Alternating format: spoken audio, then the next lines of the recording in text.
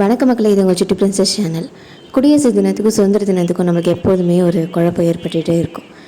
சுதந்திர தினம்னா நம்மளுக்கு சுதந்திரம் கிடைச்ச தினம், குடியரசு தினம்னா நம்மளுக்கு அதை ஏற்றுக்கிட்டு நடைமுறைக்கு கொண்டு வந்த தினம். ஒரு விஷயத்தை ஈஸியாக சுதந்திரம் கிடச்சிருச்சு அப்படின்னு சொல்லிடலாம். அதை நடைமுறைக்கு கொண்டு வரது எவ்வளோ பெரிய கஷ்டங்கிறத காமிக்கிறது தான் இந்த குடியரசு தினம். அது அரசியலமைப்பு சட்டம்னு ஒருத்தவங்க எழுதினாங்க. அது எத்தனை பேர் கொண்ட குழுவாக அமைச்சாங்க. அது தனி மனுஷனாக லாஸ்ட்டாக ஒருத்தவர் எழுதினார். அவர்கப்பட்ட கஷ்டங்களை மட்டும் வச்சு நினச்சி எழுதியிருக்காரு.